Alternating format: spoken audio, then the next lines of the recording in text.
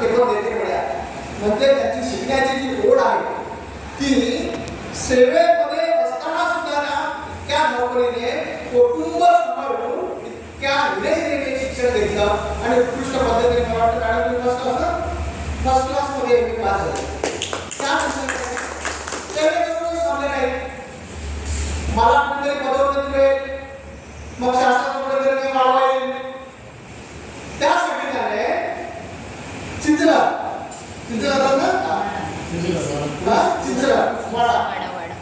वाड्याला जाऊन स्वतः एकट्याचा कोणाला बरोबर येणार नाही, कोणाला काहीच येणार नाही, स्वतः सगळं स्वतः करणार नाही.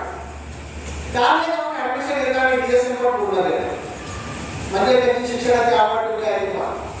त्यानंतर मी IPS आहे, IPS असलेला फक्त उदाहरण देतो की मॅडमची मंजुरी जी आहे शासन मान्यता, ही शासन मान्यता येत नव्हती. त्यावेळेस मला वाटतं मी 8-10 शिक्षक होते ना. 10 शिक्षकामध्ये 4 जण त्याच्यामध्ये जेंट्स होते. तरी सुद्धा ते प्रयत्न करत नव्हते जाऊन यायचे परत. पण मॅडमच्या पुढाकाराने, मॅडमच्या सहकार्याने आणि मॅडमच्या जिद्दीने आणि चिकाटीने मॅडमने 10 जणांच्या मान्यता त्यावेळेस दिल्या. 10 जणांच्या विचार करा. म्हणजे त्यावेळेपासून मॅडम कोणत्या स्वभावाच्या होत्या आणि कशा होत्या ते तुम्हाला बघलं असेल. आता मला इथे साधारणतः 1 डिसेंबर 2024 पासून मी या शाळेत रुजू झालो. मॅडम म्हणाले सर काही नाही या शाळेमध्ये, या आनंदाने मी आनंदाने आलो. बदली झाले तेव्हा मलाच वाईट वाटत होतं की माझी बदली तात्काळ का झाली. पण मी ज्यावेळेला ती शाळेत आल्यानंतर मी मॅडमला सांगितलं, मॅडम ती रजेवर आल्यानंतर व्याज दिला. मॅडम म्हणाले तुम्ही व्याज घेऊ नका आणि रजेवर पण जाऊ नका म्हणे. तुम्ही शाळेत तर म्हणा हजर तर व्हा. बघितली वस्तुस्थिती, बघितली परिस्थिती काय. मॅडमने मला दिलासा दिला, आधार दिला आणि सहानुभूतीचा हात फिरवला. त्यामुळे मी चांगल्या पद्धतीने शाळेमध्ये आजपर्यंत येऊ शकतो.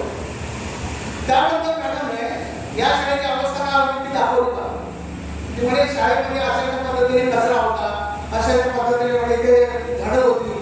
मी आल्यानंतर म्हणे अशा पद्धतीने केलं. म्हणजे ज्या वेळेला अण्णासाहेब उद्यान स्मारक विद्यामंदिरचा शिक्षक ज्या शाळेमध्ये येतो त्यावेळेला अशा पद्धतीने उल्लेखनीय काम करतो, त्यावेळेला अभिमानाने असं वाटतं की खरंच अण्णासाहेब उद्यान स्मारक विद्यामंदिरचे शिक्षक चांगल्या उत्कृष्ट पद्धतीने काम करू शकतील किंवा सांभाळू शकतील. मी असं म्हणत नाही की दुसऱ्या शाळेचे गरज आहे की करणार नाही असंही म्हणत नाही, तर विकास करून घेऊ नका. परंतु अशा पद्धतीने धीरे त्या मॅडमने चांगल्या पद्धतीने काम केलं.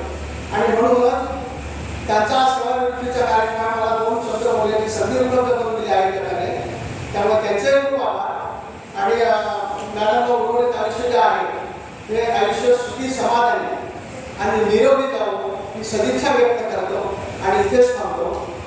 त्याच्यानंतर मी पतसंस्थेचा अध्यक्ष असल्यामुळे पतसंस्थेचं त्यांचं जे भाग काढलं आणि सभासद कल्याण निधीमधून येणारी जी रक्कम आहे त्याचा धनादेश मी आणि आमचे खजिनदार जे आहेत चोला सर या दोघांच्या